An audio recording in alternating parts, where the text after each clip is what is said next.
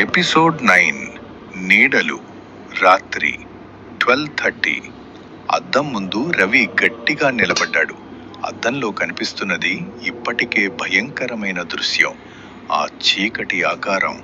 అద్దంలో ఉన్న అందరి వెనుక ఒక పెద్ద నల్లని నీడ నిలబడి ఉంది. దానికి స్పష్టమైన ముఖం లేదు, కానీ అది నెమ్మదిగా కదులుతోంది. రవి, అది ఏమిటి? నీడ జీవం పొందింది. ఆ నీడ అద్దంలో నుంచి బయటికి రావటం మొదలుపెట్టింది. అది గోడలపై విస్తరించింది. గది అంతా చీకటితో నిండిపోయింది. నీడ స్వరం ఒక గంభీరమైన, భయంకరమైన స్వరం వినిపించింది.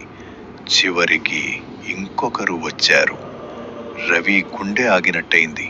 రవి, నువ్వెవరు? నిజం బయటపడుతుంది. ఆ నీడ నెమ్మదిగా మనిషి ఆకారంలోకి మారింది, కానీ ముఖం ఇంకా చీకటిగానే ఉంది. నీడ, ఈ ఇంటి అసలు యజమాని నేనే. రవి షాక్ అయ్యాడు. రవి అంటే లక్ష్మి కాదు? నీడ, లక్ష్మి కేవలం ఒక ఆత్మ. నేను ఆత్మలను సేకరించేవాడిని. అసలు రహస్యం. నీడ, ఈ అద్దం ఒక గేటు.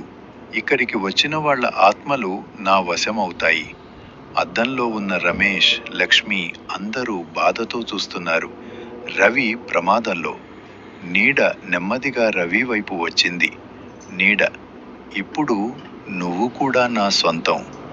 రవి వెనక్కి నడిచాడు. రవి, నువ్వు నన్ను టచ్ చేయలేవు. షాకింగ్ మలుపు. అద్దంలో ఉన్న అద్దం రవి బయటికి వచ్చాడు. అతను నీడతో కలిసి నిలబడ్డాడు.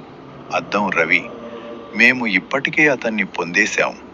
గోడలపై ఉన్న నీడలు ఒక్కసారిగా కదలడం మొదలుపెట్టాయి. అవి రవి కాళ్లను పట్టుకున్నాయి. రవి, లేదు. అద్దంలో ఇప్పుడు ఒక కొత్త ముఖం కనిపించింది. ఒక చిన్న అమ్మాయి. ఆమె నెమ్మదిగా చెప్పింది, అన్నయ్య, నన్ను రక్షించు. ఇంతకు ఆ చిన్న పాప ఎవరు?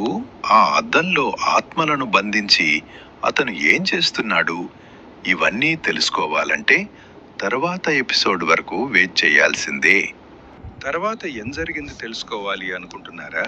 అయితే మన ఛానల్ను సబ్స్క్రైబ్ చేసుకోండి, లైక్ చేయండి, షేర్ చేయండి, కామెంట్ చేయడం మర్చిపోకండి.